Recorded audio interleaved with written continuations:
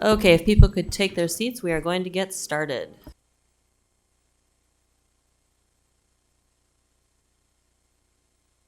I say that recognizing the irony that you've all been in your seats and we've been walking around. So thank you. Thank you for everyone getting here on time. And my name is Lara Friedman. I'm the president of the Foundation for Middle East Peace. We are very, very happy to be co-hosting this event today with the Middle East Institute in this spectacular new space, which is the new old home of the Middle East Institute. I think this is the second event that's taken place in this space, so we're honored and pleased to be here. We're also very pleased to be here, and some of this is just a coincidence of timing, of people happening to be in town when it happens to be Israeli election day. And we thought, what an amazing day to get people to focus on something that we can actually talk about as opposed to election results, because it's too early. There's really nothing solid to talk about in terms of returns. And maybe as a wonderful positive side effect, I don't think most of us have internet in this room. So yay, you can't be checking your phones looking for results the whole time. You'll have to stop and listen to the panel, which maybe we should make that a rule and just turn off the internet at all panels. That might be a really good idea. Anyway, it is my honor and my pleasure to be here today with this panel, this illustrious panel. I have bios in front of me. You should have had bios in your email, so I'm not going to read the whole thing. Starting from my left, we have Ayesha Ziadne, who is here all the way from the Negev, or the Nakab. Ayesha is the director of the Sabil Leadership Institute of the Arab Jewish Center for Empowerment, Equality, and Cooperation at the Negev Institute for Strategies of Peace and Economic Development. That is a very long name for really important work. Sitting to her left is Tal Avrech, who is with the Negev Coexistence Forum for Civil Equality, NCF, where she is in charge of international relations and is the head researcher. And to her left is my dear friend Harry Reese, who is the director of policy and strategy at the New Israel Fund. So what we are hoping to do today, and for those of you who have attended Foundation for Middle East Peace events before, you'll recognize this format. I hate speeches. I hate statements. We're going to have a conversation. So I am going to use the power of the chair, yay, to ask questions of the panelists based on what I think is interesting. And hopefully you do too, because they all have expertise on things that I think are very important that I need to learn more about. I think we all do. After we've had a brief conversation up here, we'll open it to the audience for questions. And again, if you know me as a moderator, you know that I actually do mean questions, not statements. So we'll deal with that as we go forward. So I want to start with Ayesha, put her on the spot because she's right next to me. Today is election day. There has been enormous speculation continuing through the moment that I stopped being able to look at the internet today on what the turnout will be. From the Palestinian citizens of Israel. Can you talk to us about the dynamics affecting that turnout, some of the internal, controversies and limits, and really what difference you think it will make in this election, or could make? Wait, you should just... Yes. Okay, so you can hear me. Sorry for this voice. It's not Beyonce's voice, but I guess it's okay. Okay. So I'm really honored to be here, first of all, and welcome to all of you here. And I'm really sorry that I can't be at Israel right now to vote, because I would love to vote and make a difference. Speaking about, okay, now you can hear me a little bit more? Yeah, okay. Okay, so there are a lot of reasons that actually can make us Arabs and Palestinians inside of Israel do not vote and do not go to votings. Among them is the recent nation state law, which says that the country is the country of the Jewish people and they have a privilege upon all of us. this is the when they have they have made this law at the parliament. All of us were like really angry about this law, because we feel really connected to that land and this country, and we have done a lot in order to develop and do some progress there. So basically what you feel there is that you have um, no matter who you are, what you do, there's somebody who is thank you, somebody who is better than you just because he's Jewish, so because they are Jewish, and this is really sorry, this is really bothering. Should stop, drink some water. Sorry. Okay. And the other thing that's not related to the country policies and authorities, it's more of a lack of faith in our leadership system there, and the system of the MKs that we have at the parliament, because we see that every time we vote for them, nothing happens, nothing that we want to try to do something better about it, take it to the next level. Nothing really happens there. So what's the benefit of going and voting to somebody again and again and again, and nothing happens? So I just have this lack of faith in them, and I would love to have somebody else who can do the work for me. So it's lack of the system, and also lack of the Arab MKs, and also, sorry, just forgot what I want to say. It's also another reason. For me, I do wear a headscarf, but I'm not really religious. I wear it because it's a matter more of being conservative. So for me to have the Rishima Mshutefet, which is like the whole, how do you say it in English? Yeah, the joint list. For having them, they are from different views and different mentalities, and to have them all together in one list, it's really unconscious, and it's not good to hear or see. What I mean about that is one of them is communist, and the other one is Islamist, and the other one is really religious, and the other one is polygamist. And so for having them all together in one list makes me feel uncomfortable to vote for them, because I know that they're gonna have internal problems, because it's different views and different mentalities, and I don't know if I'm voting to someone. I do not believe in polygamy, so there's someone who in that list who's polygamist.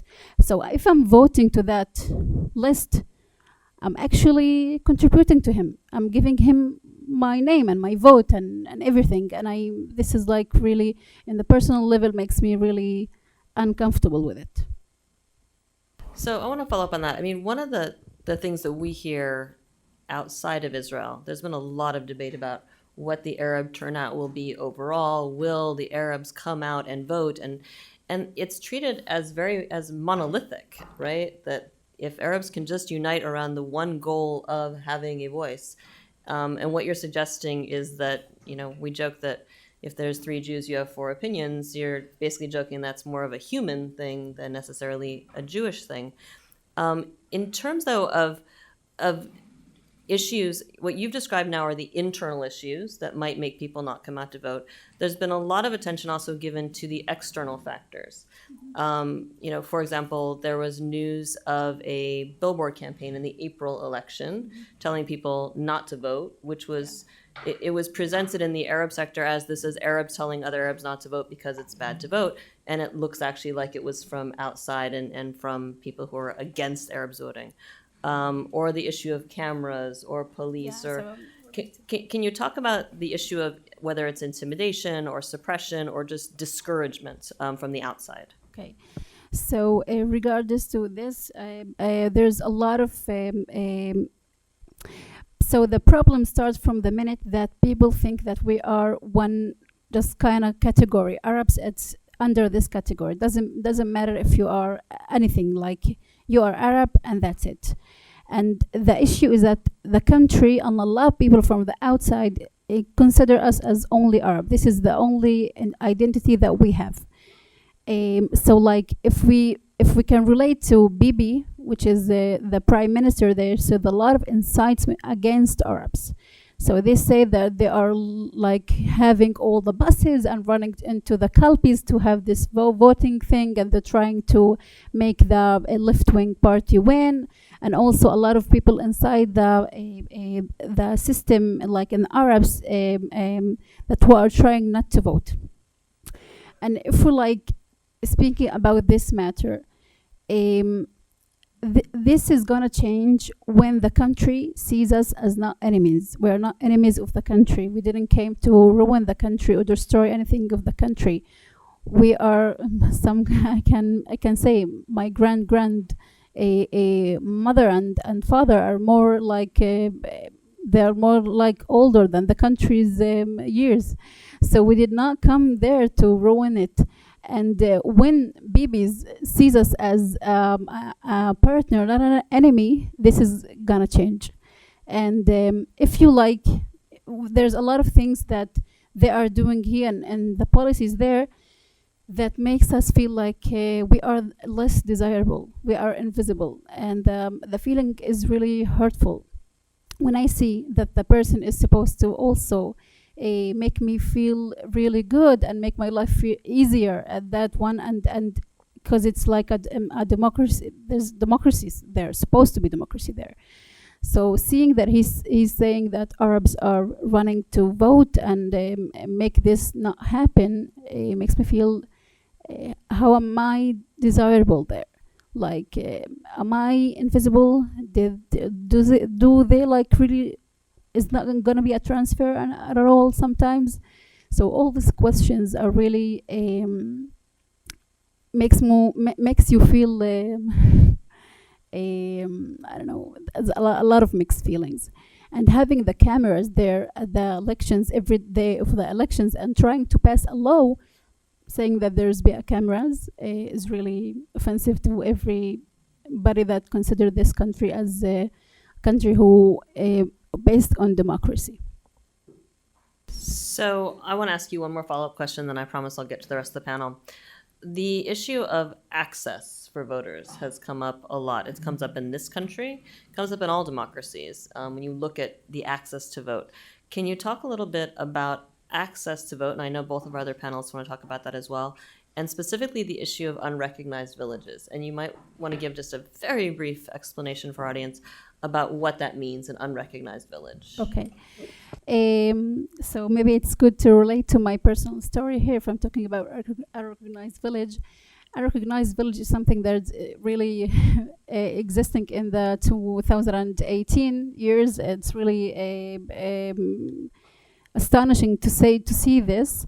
Unrecognized village is a village that has no electricity, no water supplies, no transportation, no anything, no infrastructure. It's like basically houses with nothing. And there are about 52 of them at the Naqab that the country do not consider into taking them, like to recognize them and give the inhabitants there their basic rights. I come from a recognized village. Speaking about my recognized village is called Mila. It's a difficult name. But coming from there made me a little bit stronger and maybe a little bit also confident to how to face this world. When I got to do my bachelor degree and I used to go to college, I used to take 3 buses to go there because there's no bus at my college. So I used to take the to like stop for somebody to take me to the station, and then another bus like to Rahat, which is the nearest village to my unrecognized village, and then another bus to a Jewish settlement there, because they have buses and within like the village or the towns, and we don't. And then to take another bus to my college. So basically, I had to get like about 4 a.m., 5 a.m., and try to be there on time. My life wasn't easy, and I remember one day when I just tried to give it up. Like I said, I'm not strong enough. I shouldn't like continue. I preferred like being a housewife and make the dishes. Yeah, typical women as they think about us. But I thought that I'm really stronger than that, and I can do it. And here I am at the big city.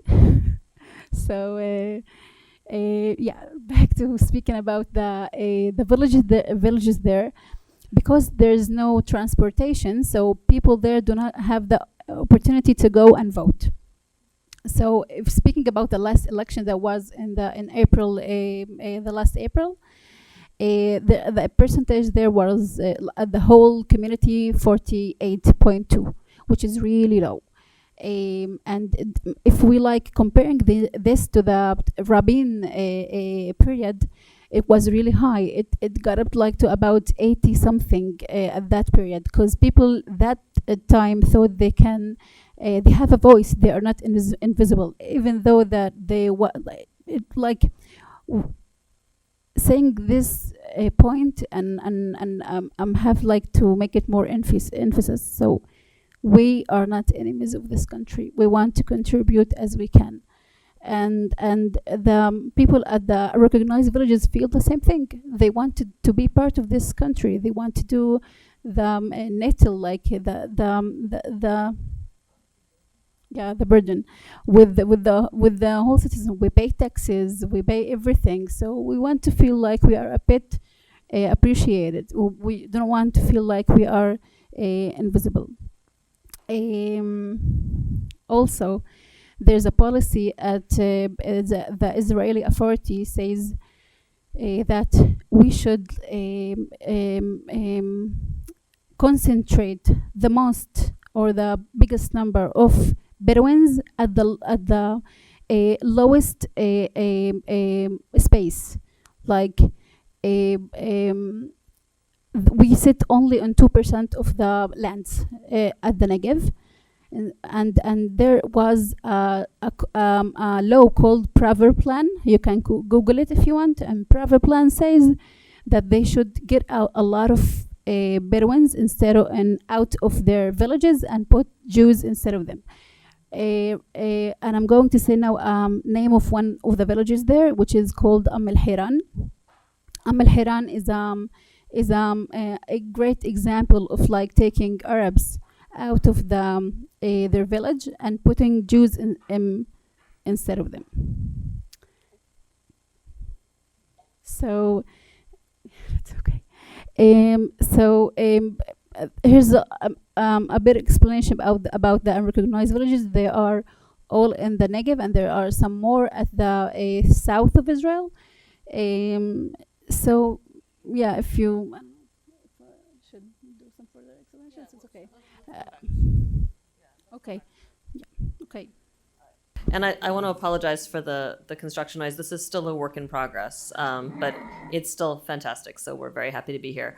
Tal, I want you to pick up on where Aisha left off, talking a little bit about the situation in the Negev, or as it's called by its Palestinian inhabitants, the Nakab.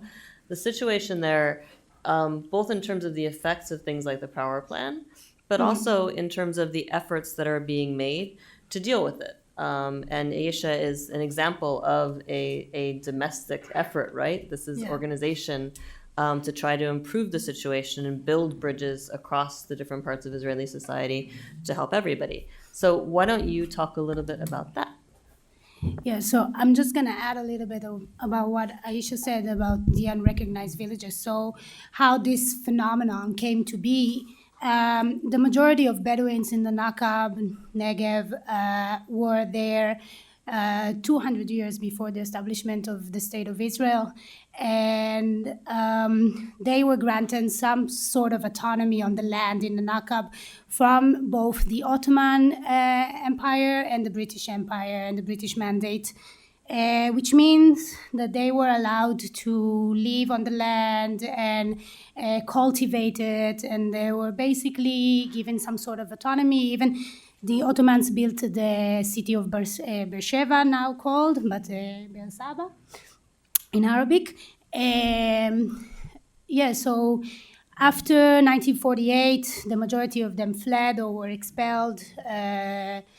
and the rest of the people that were left were moved into the northern part of the Negev, where they were put under, much like other Palestinians in Israel that were left in Israel, they were put under military regime, and in a closed area called the Seyaj. And in 1965, Israel enacted a law, the Planning and Construction Law, which basically said that all the land in the area is agricultural land, which means you cannot build on this land. And retroactively turned all the villages that were there historically and all the villages that were moved there by the military regime to illegal. So any construction that will be in the future or any construction that already happened was deemed illegal. And that's how the unrecognized villages came to be. About the Praver plan, so in the end, I think what got it canceled was a lot of pressure from the international community, a lot of pressure from Israel left wing and the Arab community, but mostly from right wing activists and organizations. Why is that? I think that, and this is my opinion, I think that they believed that they can get an agreement with the Bedouins about the land for a lower cost. They thought it was too generous. Yes, they thought that it was that what Begin and Praver offered was too generous. As of now, I think that Praver is continuing, but through other means. So home demolitions is a very important tool that the state of Israel uses. Okay, they use it and they say, okay, you build illegally, but also in recognized villages that don't get any planning or any development, they also destroy houses. So, for example, 2 weeks ago or 1 week ago, they put a demolition order on a K9 house in a recognized village that was recognized by the state 20 years ago. Last year, there were 2,326 demolitions, not only of houses, but also of other structures. So if you take the West Bank, for example, where you have around 600 demolitions a year, last year, I mean, you can see that the amount is absolutely ridiculous. Another thing that they're doing is they're trying to force what they call national development plans. So, for example, Route 6 that crosses Israel, which is the highway, they could have planned it differently. There were other suggestions to plan it differently, but they decided to move it across a few Bedouin villages. The same with the moving of military facilities to the Negev on an area where other villages will be affected. So almost 11,000 people will be affected. So there are many projects like that they are pushing forward, and they come out and said that they are going to forcefully move 36,000 people, and then they said 120,000 people. So we don't know exactly how many people live in unrecognized villages, but we know it's about 86 to 92,000.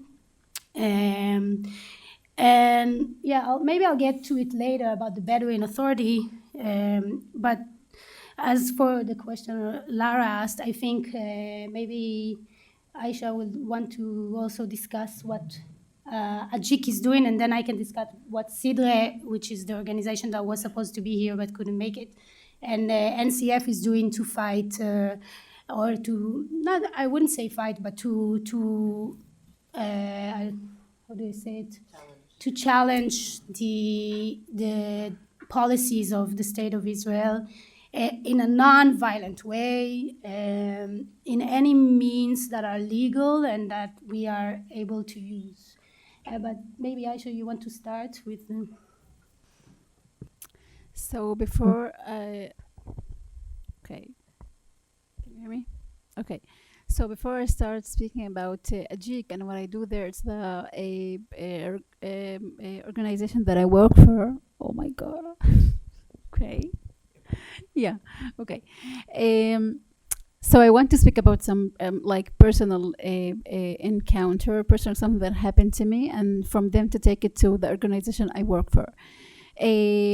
I studied my whole like for 12 years at Rahat. I have mentioned earlier it's the nearest place called to my village, to my recognized village, and there I haven't like been able to see any Jewish person in my whole life. The first time I saw a Jewish person, it was when I got to the college to do my psychometry exam. And then when I saw people like who are not with headscarf, I was amazed by it. And I remember that I told myself I have seen this scene on TV, not on real life, and I was really shocked. And then I was unfortunately engaged at the age of 14 because of like forced engagement, because family back then is used to be really I don't want to say primitive, but they were. And I was engaged at that age. And I was supposed to be married at the age of 18. I have done my own fight and I didn't get married, but I was still engaged. And then I had my first meeting with Jewish people, real Jewish people, not through the media, not through anybody who is doing an incitements and telling me they're not good, any media who is Arab media or Jewish media. And it was a whole year of volunteering with the Scouts of Israel. And back then, I remember it was the age of 18 when I met them, and I met Jewish girls who are the same age but really different from me. And then I was thinking to myself, like, they have a voice and they have a decision to make, and nobody is like taking into like consideration stuff that I couldn't think about. And I was used to somebody speaking of me, like saying Aisha should do this or that. And back then, when I saw them, this encounter changed my life. I thought that I'm not here, like I'm not going to marry this guy that I barely know, I haven't seen before. And this encounter with them, I'm not exaggerating, but really like changed my whole life. And from then, I have made a decision to become an activist and to be more, to work more at the field, to try to do these encounters between Arabs and Jews, and to let them know more the others, and be also accept them despite of all the backgrounds and things that are not in common. And this encounter thing that year was at Ajik Nesbit, which is the organization I work for. And what I love about my work is like it's giving me the best. I'm doing a lot of work, but in really fun. I'm having really fun through that work, because I feel like I am changing a lot of people's life, and especially women. Sorry. And like they have changed my life, I'm trying to do it to other women. I do not like that terminology of saying empowering women. Today we were speaking about it like it's women should empower themselves and not somebody else empowering them. But I would say I love this role of giving them opportunity to see other things, to have their own identity, and to have to deal with it, and to have to look up their families and where they come from and what they do, and just to see options that they have.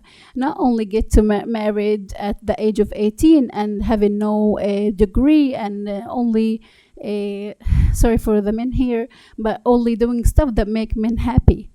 They have like to do stuff that make them happy and make them like feel really accomplished and having this kind of pride. So that's why I'm running this institution of leadership, and that's why I'm working with Ajik.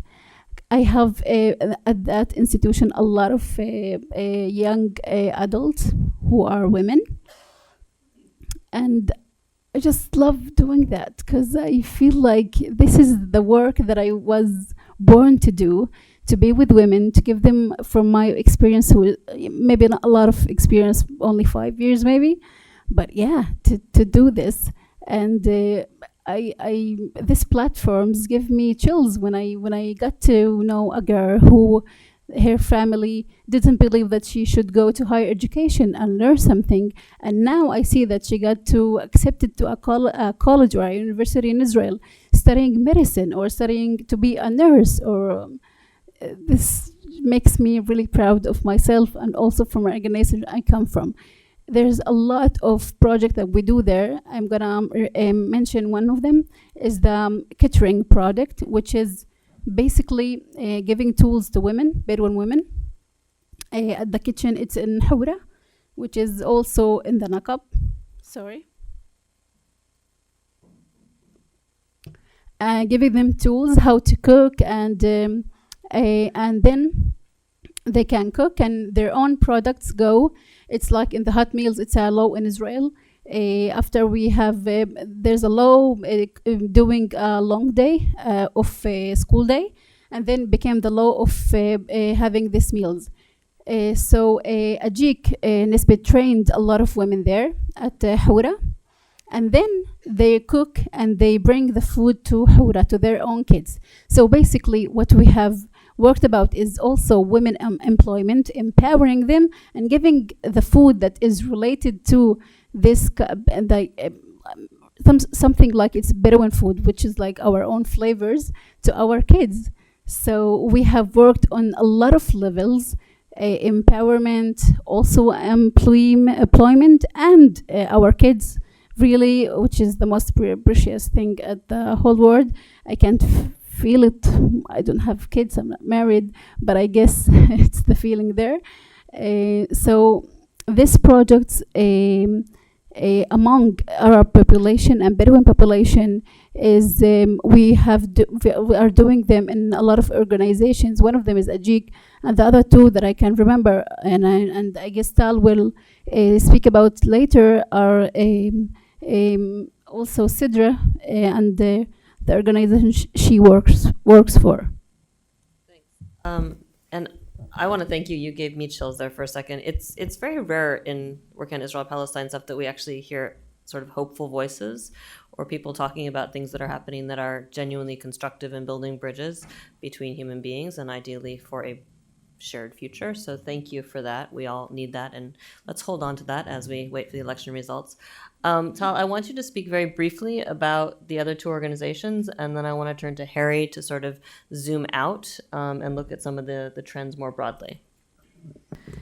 Yeah, so really quickly, Sidre is, they're not here today, unfortunately, but they are our main partner, and they are a feminist, women-led organization. They work with women in unrecognized villages that, like Aisha said, they don't have public transportation. A lot of the times they haven't studied, so they cannot read and write because they didn't get enough access to education. So in order for them to feel like they can still make some sort of money and take them out of above the poverty line, because the Bedouin community in the Naqab is one of the poorest in Israel, even more so than the Orthodox Jewish community. So they give them work either in embroidery, which is also, like an indigenous craft, but in other things like they can produce their own olive oil or milk from sheep or from the camel and bring it into the local market.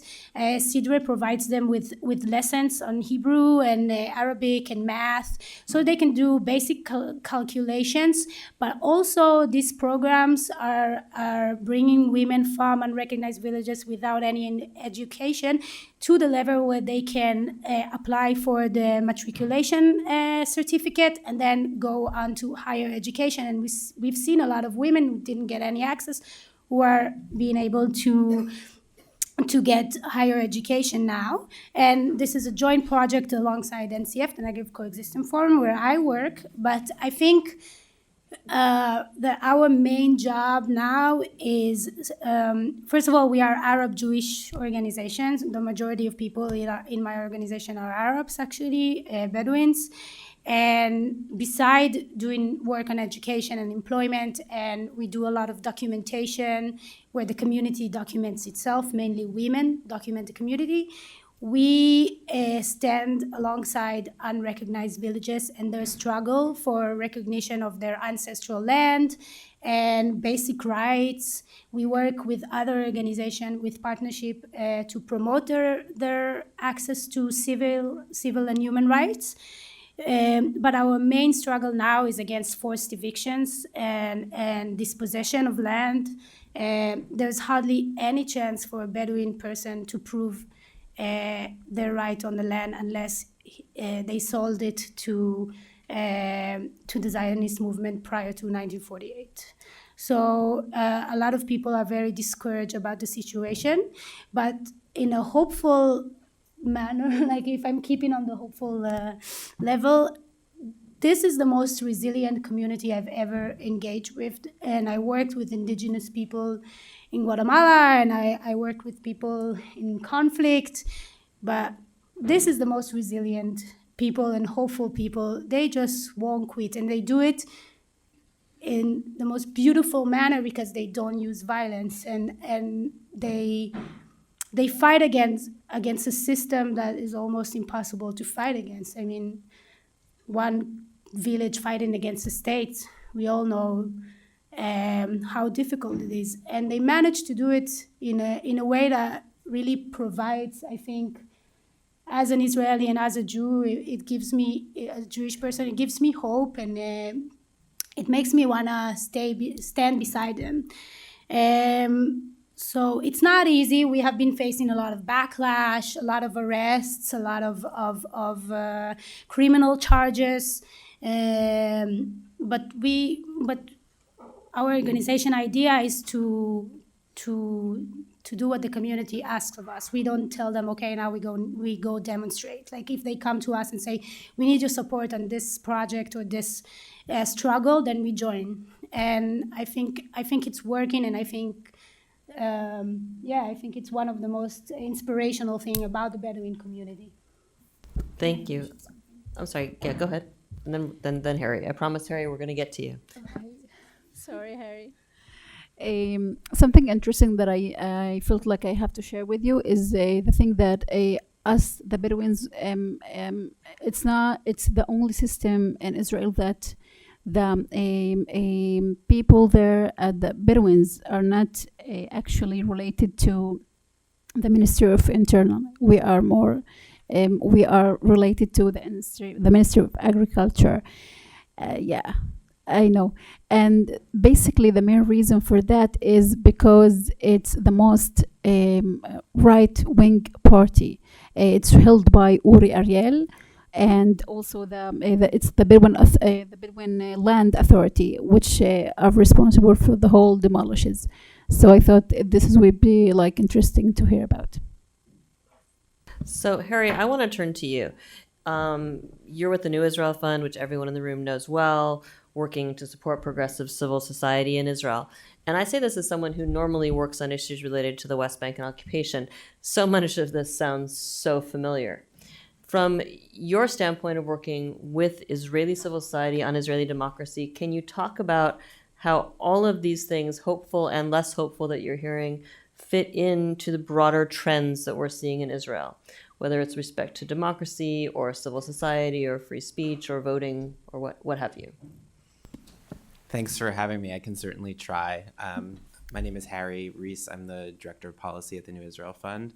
And I just want to respond to something you said, Lara. If you work on the Israeli-Palestinian conflict, it's hard to come across hope, except the one exception is to work at the New Israel Fund, because we get to work with partners like those who are on this panel, who are doing work on the ground that I think inspires a tremendous amount of hope.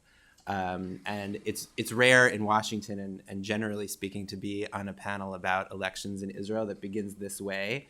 And I'm so proud and pleased to be part of a conversation that begins by zooming in on the issue of Bedouin rights in the Negev and the Negev, because it's a question that is as central to the issue of Israeli democracy as who prevails in the Knesset.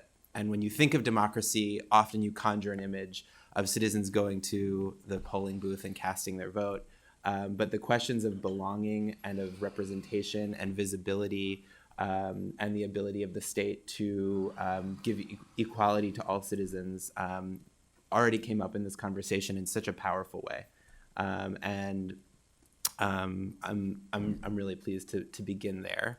And I guess in zooming out, I want to offer a bit of orientation. Today is election day in Israel. Something like 6.39 million Israelis are eligible to vote today. And they'll choose the 22nd Knesset. But there's a question that's sort of hovering in the background of why are we here? It feels like a sense of deja vu because only back in April there was an election for the 21st Knesset, which never formed. And I think it's important to rewind a bit to remember why exactly there are elections being held.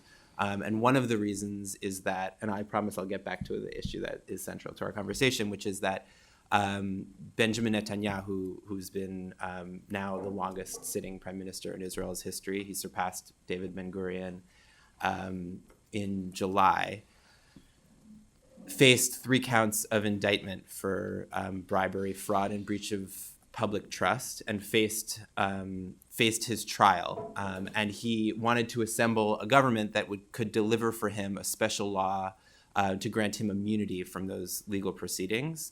And in addition to immunity, an ability to override rulings of Israel's High Court of Justice, its Supreme Court, which was surely going to challenge that law designed as a get-out-of-jail-free card.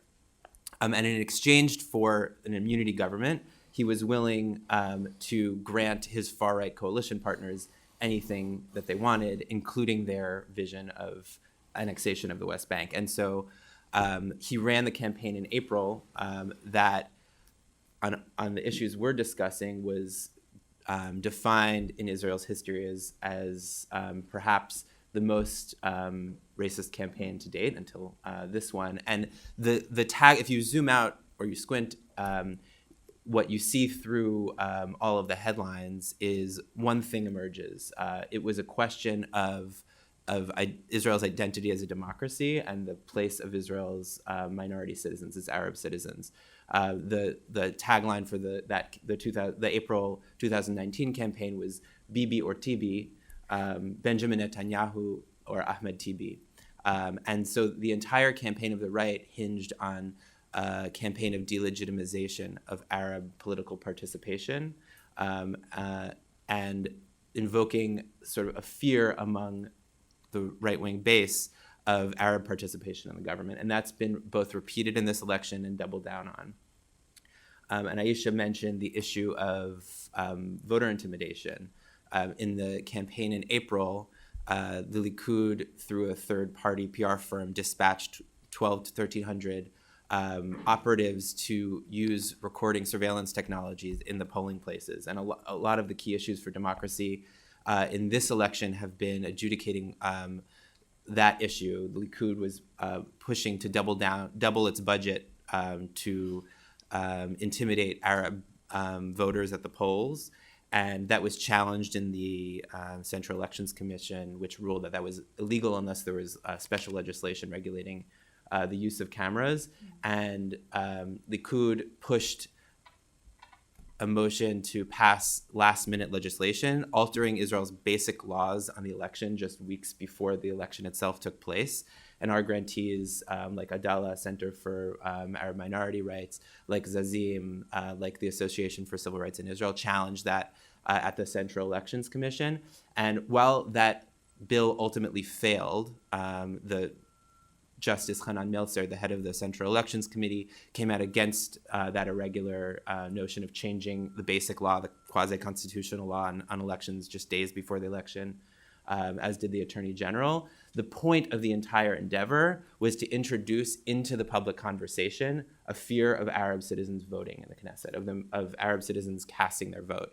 And the headlines for weeks were dominated by a notion of widespread voter fraud among the Arab electorate, which was, as we know from our own democratic malaise, deeply unfounded. There was no evidence whatsoever, and all of Israel's public authorities said there was absolutely no evidence from the last election or otherwise of widespread voter fraud. But nevertheless, the prime minister said that the Arabs are going to steal our election, and simultaneously demoralized and delegitimized Arab participation in the civic process, and drove out his base to reelect him, while simultaneously, and I think this is extremely dangerous and worth mentioning, laid the groundwork for disputing the legitimacy of the election results.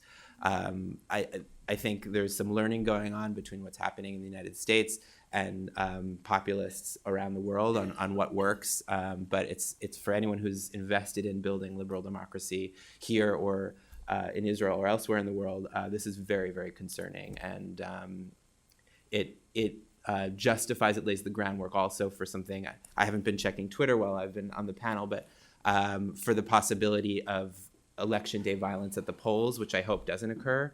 But already over the course of this election, there's been violence directed towards several opposition parties. And I have deep concerns that there's going to be right-wing activists that go to intimidate Arab voters in polling places as they cast their votes.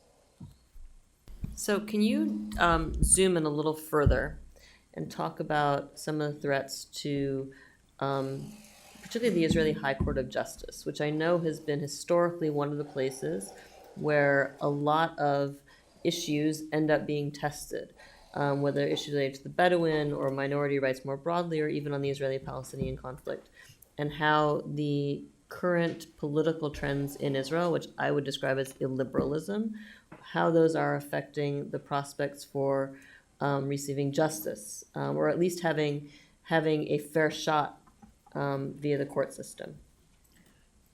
Absolutely. I'm really glad you asked this question, because the Supreme Court and Israel's independent judiciary, generally speaking, has been a lifeline for democracy. Many of the gains in civil rights and equal citizenship that have been made over the past several decades have happened at the Supreme Court. And I think it's vital that Israelis know just how essential their ability to redress their grievances in a court and have the protections of equality before the law are. And that's why over the course of the past several months, we've helped civil society organizations make the case, whether it's to LGBTQ Israeli citizens or women or Arab citizens of Israel, about just why the Supreme Court is so important to their daily lives and their ability to access their rights. But as it is elsewhere around the world, not just the judiciary, but the judiciary, among other institutions of democracy, have been a target for right-wing populist campaigns. And there's been an effort over many years now to target the legitimacy of the court itself as the preserve of an elite institution that's dominated by leftists, and to delegitimize it in the eyes of the Israeli public. And it's related to the other question you asked about annexation. It's related to the other questions regarding Benjamin Netanyahu's ability to evade justice for the alleged crimes that he has committed. And because of that, the right wing has focused its energies on delegitimizing the court. And I think one of the key risks in the formation of, and I should say that the New Israel Fund supports only nonprofit organizations in Israel, and we don't rate or endorse any candidate for political office either in the United States or in Israel. But one of the risks that might unfold in the formation of the next government is legislation that would be introduced on the back of this longstanding campaign to clip the wings of and remove the power of judicial review, which I think puts on the chopping block a whole slate of civil liberties, including and especially those of Israel's Arab minority, which has faced decades of structural discrimination and has often, when they have found reprieve from that, has found it through the courts. But every citizen of Israel, whether it's about gender equality, which has come up in this campaign, whether it's about the ability of LGBT citizens of Israel to have equality before the law, it carries over in every respect. Thanks. The terms that keep coming to mind as I watch this for me are the term rule by law, contrasted with rule of law, which is the key sort of foundation of democracy and the tyranny of the majority versus democracy as well. We have about 30 minutes left, so I want to, do we have a microphone? Excellent. So we are very happy to open this up to questions. Somebody has a microphone. We have one hand raised already, two hands. So I'm going to ask that these be in the form of a question. So start with an interrogative, end with a question mark. I'm going to ask that you direct it at a specific speaker. If you don't, I will do so. And I'm going to give the speakers the authority, because this is a wide-ranging conversation, to address the question or use the question as a platform to talk about whatever you want, which is what you'll do anyway. So, because that's what we all do. Yes. So, why don't we go ahead and start with the gentleman who had his hand up first, and then this lady in the front.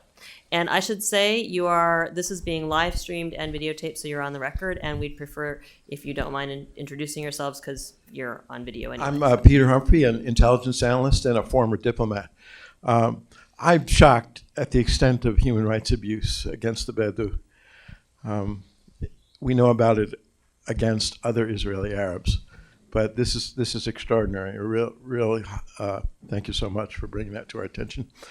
I'm wondering if there's a high degree of solidarity between the Bedouin, between the non-Bedouin Israeli Arabs, and then in turn against Arabs in the occupied territory.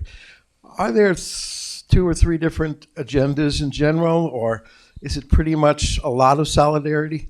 Are there Bedouin members of the Knesset, for example, and Bedouin and members of Israel? There are Israeli Arabs, of course, in the Knesset as well. Are those guys always working together, or do they have their own separate agendas? Thank you. I'm going to point that at Aisha. I have earlier said that we are not all the same as Arabs. We are different. 2 brothers, for one family, they are different. So we are all different, but we still have the solidarity one to another.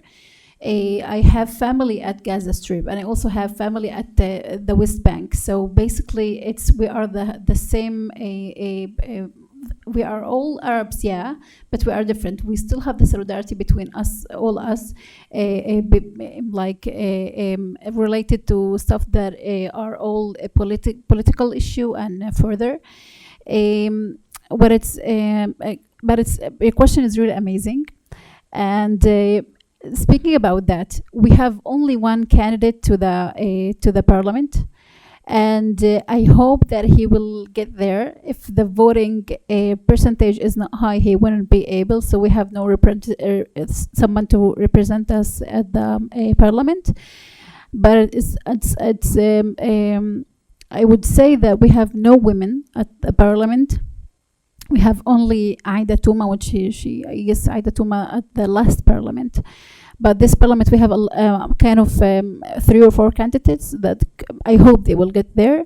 But we have no Bedouin, any Bedouin women at the parliament, and it's really bothering. Even when I'm speaking about it, I feel really uncomfortable with it, because I feel that my voice will not be there. Nobody will hear me.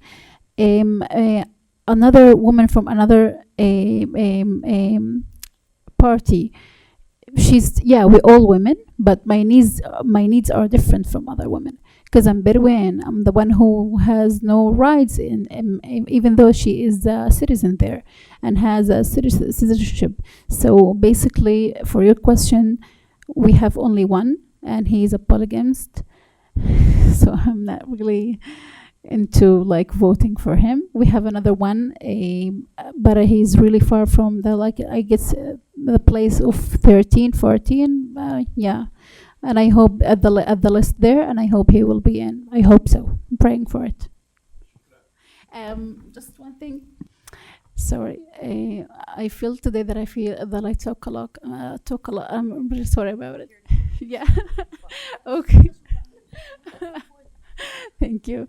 There's something that I'm in love with Oprah Winfrey. And there's something that I love that she have said. Black women who do not go to vote feel us all I can't remember it by words, but and the meaning that it's really a shame to all women, because there are a lot of women who did a whole fight so that we can have the right to go vote. So I can say this also about my people. If we do not go to vote, shame. We have the right to vote. It's a tool that we should take, a tool we should use to do something. Maybe in the next election we don't have it. You never know. At the last election, we didn't have the state of nation state law. So it's going to the worse. And that's why people should go and vote. Harry, did you want to add something? Yeah, I just wanted to pick up on something that Aisha was saying about representation, and both in terms of the experience of Bedouin and Negev and the implications for Israeli democracy is the issues of home demolitions and non-recognition of Bedouin villages are a lived reality of Bedouin in the Negev, in the Nakab. And they also reflect the exclusion of Bedouin historically from decision-making processes around planning and planning rights. And I think if you're looking for, even amidst the challenges that are still going on, that Bedouin in the Negev and Nakab are facing and fighting for, one of the stories of change, I think, over the past several decade of struggle has been increasingly the ability of Bedouin in the South to organize, to demand their collective rights in front of the government instead of speaking in 1,000 voices, which was often a way that the state would be able to dismiss the claims of Bedouin and their narrative of land ownership and rights that wasn't seen, was actually invisible by the state, which served as the basis for dispossession and home demolitions.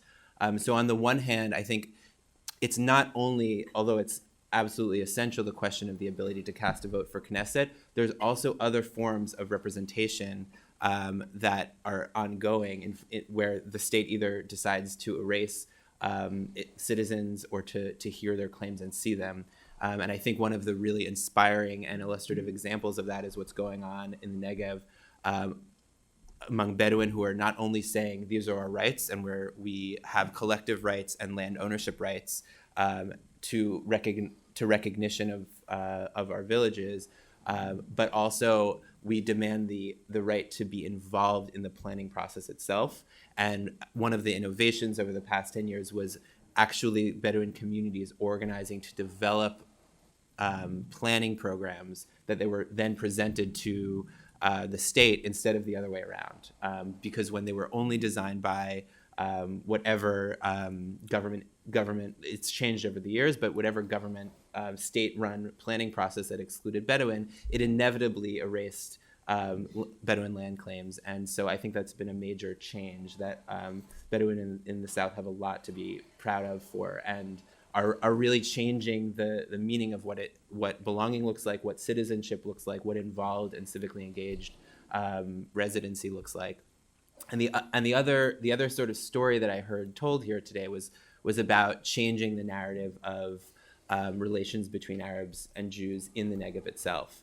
And the New Israel Fund has been involved in supporting organizations for Bedouin rights, but also regional development in the South in a way that identifies shared interests between the Bedouin communities and Jewish communities, and fights for distributive justice for peripheral communities, whether they're Jewish development towns in the Negev or Bedouin. And there's a lot of opportunities there, I think, to build socioeconomic equality, which is another aspect of civic equality that I think is essential. It's not just the ability to go to cast your vote on election day itself, but to have an ability to participate in the economy, to be able to access education, to have the infrastructure of roads and electricity, et cetera, that Aisha talked about. So I think what's refreshing and instructive today is to think about what exactly does it mean to be a citizen of a state. It's not only the narrow and essential right to be able to vote on election day, but to participate fully in society every day. Hi, it's a real pleasure to hear you all. My name is Mindy Reiser. I'm vice president of an NGO called Global Peace Services USA. Aisha, I really want to take the opportunity to ask you to share with us some more of your world. Just as you have never met a Jewish person before you were 18, I have never in my entire life met a Bedouin person. So I'm very pleased to have this opportunity. Please say a word or two about how the changes that you are helping catalyze within the Bedouin community are resonating with the more traditional elements of that world. In the family, traditionally, I understand that probably the male members of that family had greater say in what happened. In fact, you indicated that in your own life. So how are the changes you're helping to catalyze playing out at these family levels? And another broader question, and I'm probably exceeding the parameters of this discussion, the richness of your own cultural tradition. How are you trying to embed that in educational institutions to enable people to see the traditions holistically and understand what they want to change within their traditions and pass it on? How is that cultural legacy going to be continued in various forms? So answer whatever you like. Okay. You can answer as much or as little or take it anywhere you want. Okay. Nice to meet you, first of all. Being here today and wearing this jacket is also a legacy and contributing to my culture, because I'm still into wherever I go. I have the love of my culture with me. And this is a thing we all have in us, despite the fact that maybe the Bedouin system might be a little bit hurtful sometimes to us, because it's men ruling all, but men rule all over. But now they're like more stronger there, and this is the issue. But regardless that, when we take women and put in front of them all the options that they can do, or let me say it would be adventures, because they haven't heard about those stuff before, like telling her that she can go to study or go abroad or go, which is have been forbidden for a lot of time. Doing those stuff, when you start to work, the issue was a lot of organizations used to work with women, only women, and that made a gap. So basically, I'm 25 years old. I don't have a real person that can be a good husband for me, because why? They are still behind. So what we are trying to do is now work on empowering women, men, unfortunately. That sounds really hilarious, but yeah, we are there, because women like have this change of mentality. They are aspiring to other levels, and men are still there thinking about how much money should I get home, and my role ends by going to work every day at the morning and back to house, because bringing a lot of money. And my role ends by bringing money to help my family to buy stuff that they would like to do. So what we are trying to do, like myself, I'm trying to bring more men, to the project that I manage, so that we can have them. First of all, we are speaking about the encounter of Arabs and Jewish, but we also have to do an encounter of men and women there, because not meeting each other makes a lot of all different issues that we haven't think about. So there is now a programs made only for men to try and do this kind of thing.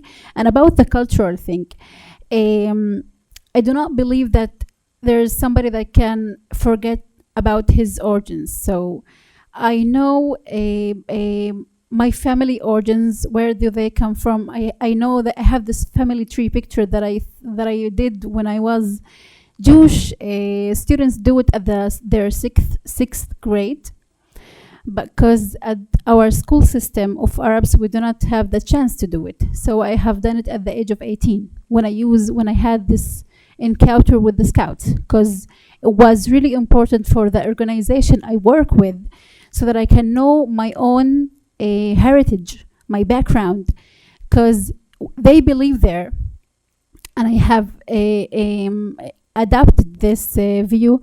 When you are more knowledgeable of your own origins, heritage, culture, you are more open, and identity also, you are more open to speak to other people and sit with them and have this kind of discussion with them.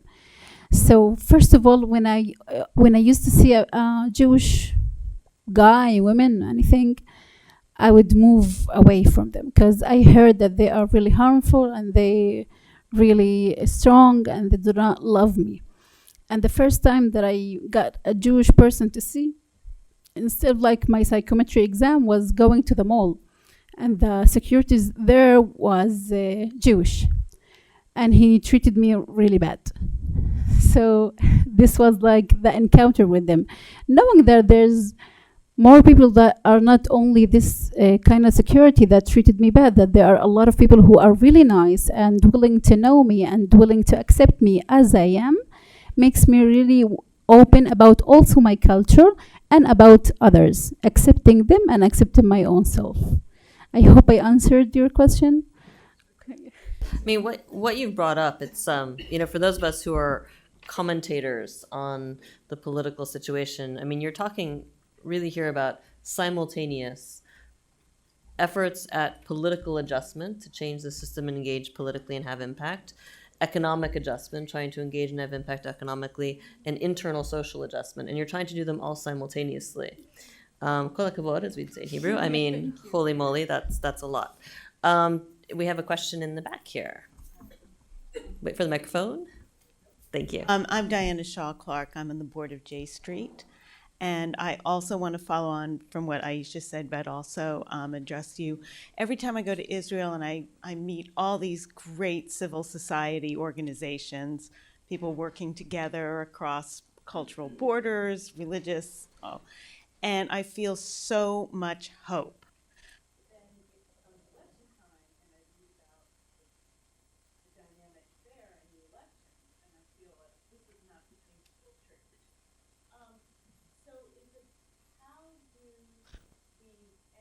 I mentioned electoral politics in the civil not going to go there. How do we make that change so that they do exactly what you're saying, Aisha, is to work with all of the stakeholders, which New Israel Fund is very familiar with. How do they work with their activists, and how do they work with the people they serve to change that culture so that they do focus on electoral politics, so we can build the consensus toward the Israel that we are all aspiring to? Okay. There's a lot of organizations working on all the issues we have mentioned earlier, but it's important to say that those organizations cannot take the role of the country, of the municipality there, of the authorities, of the Israeli parliament and Knesset, because how can Sidre and the coexisting forum and Ajik do? They cannot take the role of everything. We are trying really hard, but without help of people sitting up there, we can't get to, I think. No, we can get something, but not all we hope for. But like this meeting is really helpful. If we can share the things happening there and more people would be engaged, then we can change more. There's the kind of circles influence. So like it's me, Tal, and Lara. So Lara influence her own circle. I influence my own circle, and Tal do the same. Lara is American, is American. I am Palestinian. And Tal is Jewish. And doing this, we can it's all the help of people. We can all do this. But it will take time, but it will eventually, I hope so. Why it's not happening so quickly? Because there is a lot of incitement at the Israeli Knesset. Bibi having all these cameras spread around and all these laws doing them, like people feel less hope, and that makes them sit aside and do not take action. If they feel a little bit hope, they would be more related to it, and they would be more engaged into it. So, and they would take more active role. And I guess if you're trying to do this, he's all the time going there and saying, left-wing parties are taking over all. Left-wing parties are trying to give the country to Palestinian people. Left-wing parties are destroying our country. So if it's like there's, I don't know, maybe we can, I don't know, but left-wing parties have to be at the Knesset. I don't know how, but we can, I'm trying to find a way, or we all, maybe increasing the percentage of voting and trying to do some more laws and more like Criticism or critique. Yeah, more criticism on stuff that Bibi does and other parliaments who are really right-wing parties does. So this might help, because people would see there's something which is different. Now they are really, from that what we saw from the previous elections, that they have no hope, and that's why they didn't go to the election. Now I guess the percentage this time, I guess I might be wrong, it would be more, it would increase. I hope so. I really hope so for all of us, so that we don't be in the same situation as last year and 4 years. I know Harry has something to say. I want to add something very quickly, which is, again, I work on the Israeli-Palestinian conflict more, and for years I've been trying to say to people, I appreciate your concern about the humanitarian situation in Gaza, but Gaza is not a humanitarian crisis. It's a political crisis. And I think one of the challenges for folks who are aware of the situation, the challenges facing Palestinian citizens of Israel, and particularly the Bedouin, is it is very easy, I think, certainly for American Jews, to view this as a social challenge, an economic challenge, a cultural challenge. We have American Jewish groups who are to the right of probably most of us, many in this room, who are very eager to take up the issue of Arab citizens of Israel, but not to actually change the structural imbalances. It's about trying to find ways to the palliatives. And palliatives is really what's gotten us where we are today. It's important to note that these policies did not start under a Netanyahu government. All of the policies Aisha is talking about, these have thrived, these policies, under governments, regardless of political stripe. So I think the challenge for those of us who want to see a more hopeful, shared future for Israel is to not stay in comfortable places looking for palliatives so we feel better about ourselves, but trying to figure out how our work actually mobilizes some change in the structural situation. Harry, did you want to add something? Actually, Tal as well. I'm sorry. No, I just wanted to. I feel like I ignored your initial question, but it's relevant here, I think.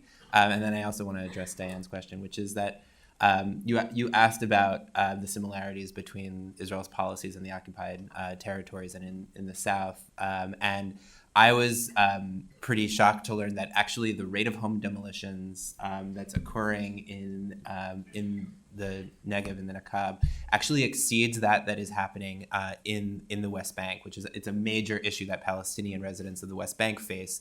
The Israeli policy restricts virtually all Palestinian construction, for example, in Area C, and there are similar restrictions because of the non-recognition of Bedouin villages in the South on any construction or any planning to accommodate the natural growth of the population.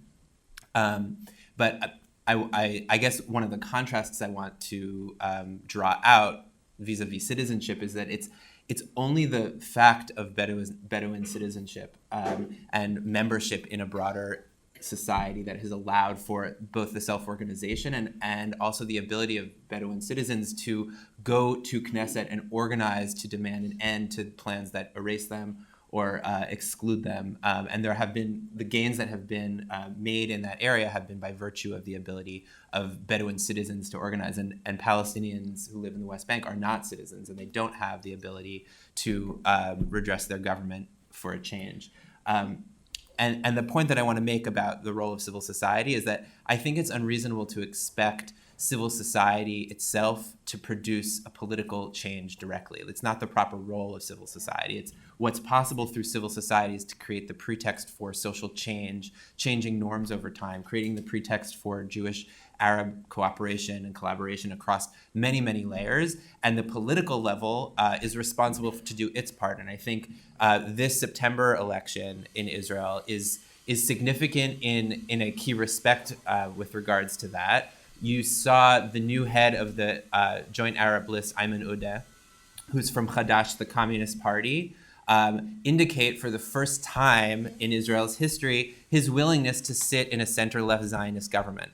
And he announced this publicly, saying that the Joint List under his leadership would be willing to sit in a Zionist government under the following conditions. And he laid out conditions that were extraordinarily reasonable from any Western democratic perspective. If you look at the conditions, they were a government that would address the issue of gun violence in Arab towns, equality when it comes to equity in healthcare.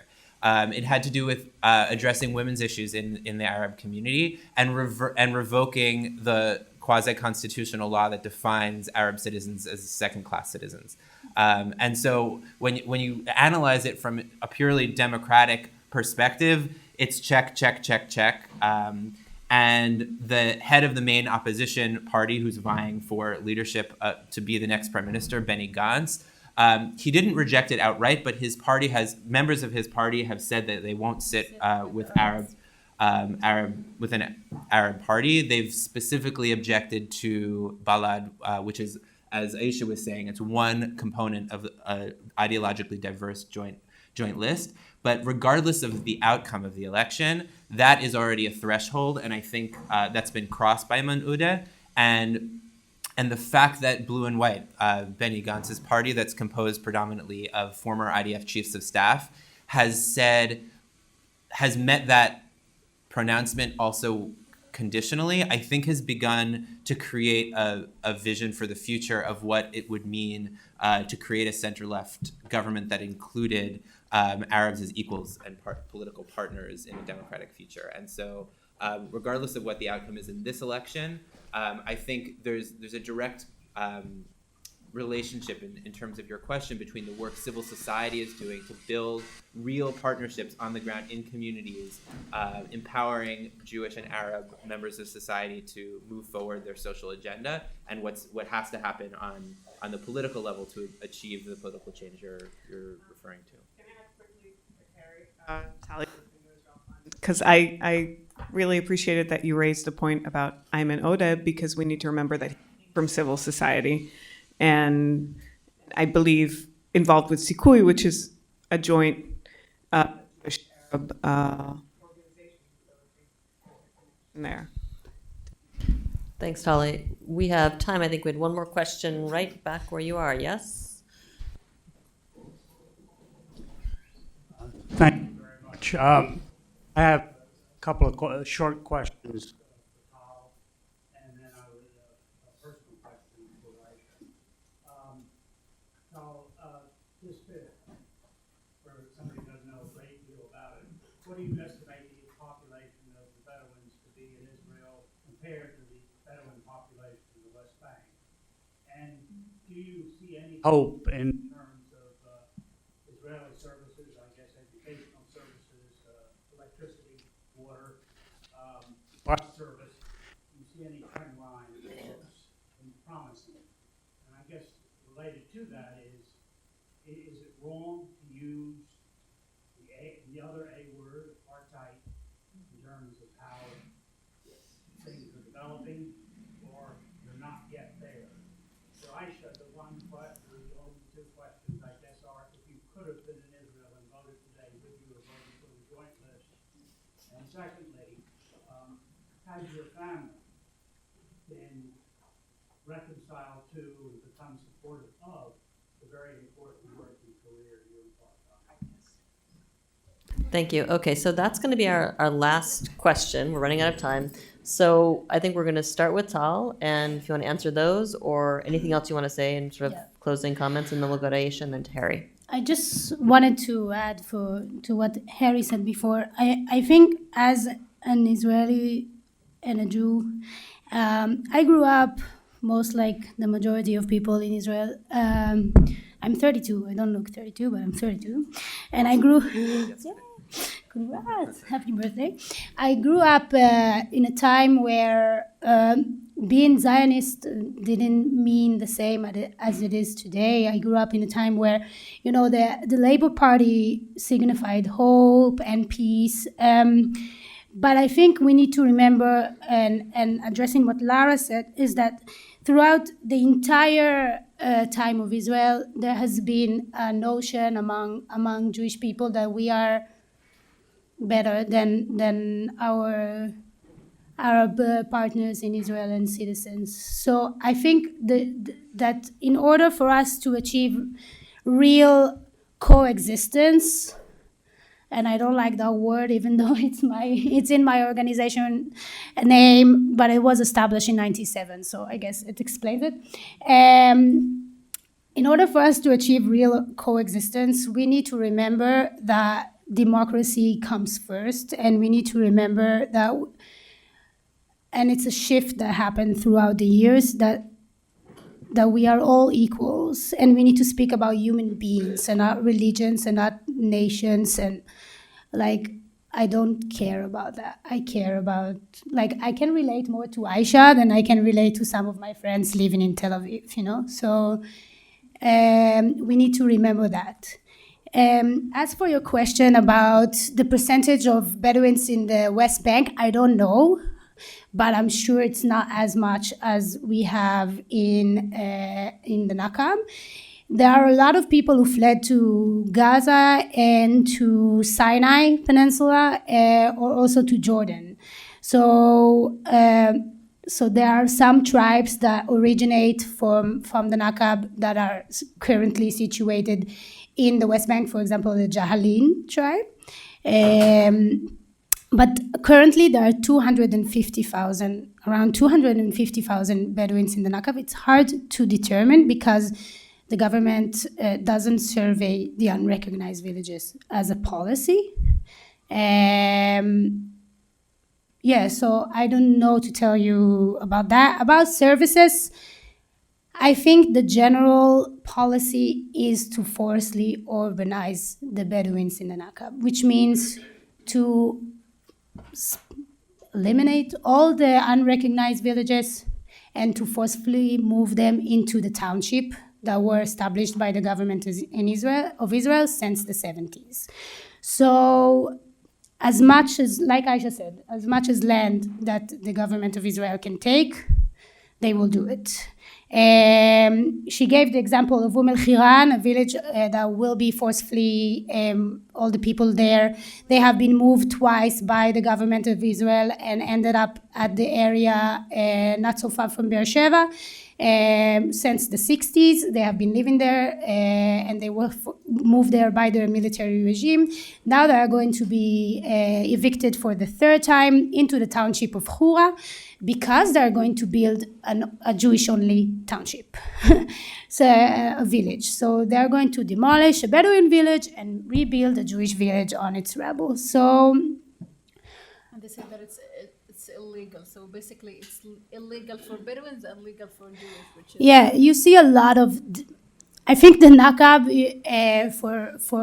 within inside the Israeli, inside the 67 border.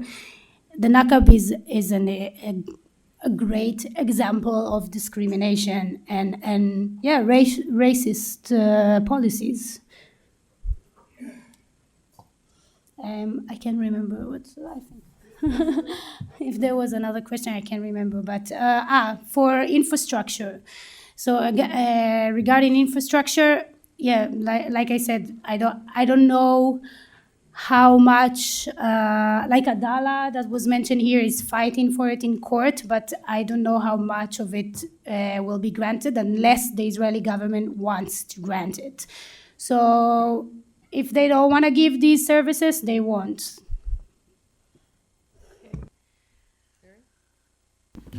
I guess I have just very, very broad reflections. And I just wanted to also use the opportunity to thank my co-panelists and again for being on this. I've learned a great deal, and I hope the audience has as well.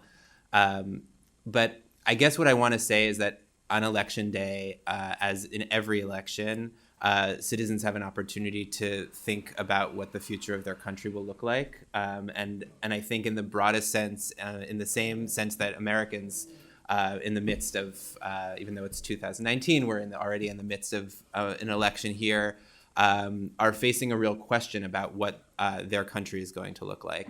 And they're pretty stark choices that Israelis are facing. You raised the question of what the character of the state is itself. And there's a vision that's on the table right now to kind of enshrine in law, in a permanent sort of way, the gross inequalities that are occurring in the West Bank, instead of engaging in a peace process to resolve the Israeli-Palestinian issue through territorial negotiation, to enshrine in law the current status quo, which is deeply unjust, which has millions of Palestinians not equal members of society and citizens with basic civic protections, including the right to vote. And I think also internally within Israeli society, there's a question of what sort of society, what kind of democracy Israel is going to be. Is it going to be a democracy of the nation-state law that has qualified citizenship and second-class status for Arab citizens of Israel? Is it going to be one that is a government of immunity and annexation, and an end to the prospect of peace? Or is it going to be a society that goes in the direction of equality and full citizenship for all citizens? And I think that's a pretty big and stark choice that Israelis are facing. Thanks. And I want to go back to Aisha for the last word. You represent a voice that is not heard very much in Washington, and we're enormously grateful that you're here today, as well as Tal and Harry. So I want to give you this opportunity to leave us with the parting thought, what you think is most important, what you want us to take away from this panel. Okay, so I'm going to answer your questions. First of all, I didn't forget you. Last time I voted for Meretz, which is a left-wing party, Israeli one, Jewish one, but this. And I voted for our party. We're so messed up. But I guess this time I'm gonna give them a chance. I want to believe in them because they have done. They have like a schedule for stuff that they want to do. So I want to give them a chance. If I would be there, maybe God forbid me from being there to vote for them.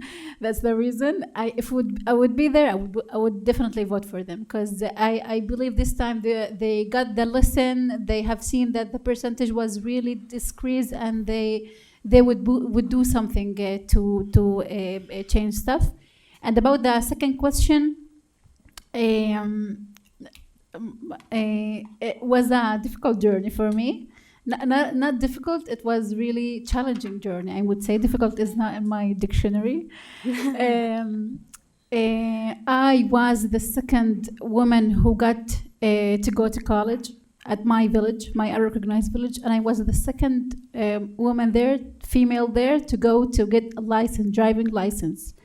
The first one was my niece, and we both got really difficult life because we have done something that's not acceptable at the village there, and we were considered as rebels. So they have done a sort of, I guess the word for it is boycott. Like they haven't been dealing with us, not only speaking with us, and we were like, when we come at a place, they would go and try to not make their daughters talk to us, because they were really afraid that we could influence their daughters in a bad way. But however, today when we're thinking about it, a lot of women in my village, in my unrecognized village, it was really unacceptable. They go to study and go to get their license, and they're all driving, and they have their like own cars, buying from their own money. When they get to a point that they do not have to go to a man, and sorry, men here, like you're very, I don't know. I do not hate you. I only like hate those things over there. So when do not thinking about it, if you do not go to a man asking for like 10 shekels or I don't know $10, and you are financially independent, so basically you feel this thing that I want to do it. I also want to be in this run. I want to do my own stuff. I want to be independent. I don't want to be related to any man, or like he's deciding for me what to do. My family used to be really skeptical about it at first. They say that they had a lot of shaming there over my recognized village. But when they have seen the change that I have been was with me, they were like really supportive of me, especially my mother. She is from yeah. No, that's not related to my father. My father died when I was 2 years old, so he's not there from the beginning. But my brothers and I have not like my father. Oh, it's really like saying stuff that is not good about my father. So my father used to be married once, and she died. He's not a polygamist. I should say this. And him like I don't know. I get attached. Okay, so basically, I have from my father 12 brothers and sisters, siblings, and and from my mother, it's only me. So first of all, they were really like not supportive, but now they are. And they're sending their daughters, and when they want help, they call me to Aisha, what do you think we should say? Which center we should help her? Who can get her, like which subject she would be like really good in to study at college? Because I am running a place which give this kind of yes, and that's it basically. So the girl that was being sitting there, nobody wants to speak with her. Now she's there, and they are asking for her help, and that's, I guess, my revenge from. We say, nevertheless, she persisted. Yeah, basically. So. And what I wanted to say, this is a great encounter of all of us here. So it melts my heart to be here and meet you all and all your questions and like dedicating a lot of time to us, to hear us, and to bring more like hope to this room. So I'm really thankful for all of this. Thank you so much. Thank you. That is a beautiful story to end on. So thank you all for coming. Thank you to the panelists. Thank you to MEI for co-sponsoring for this beautiful space. And with that, we can all go now and check our phones outside the building for the results.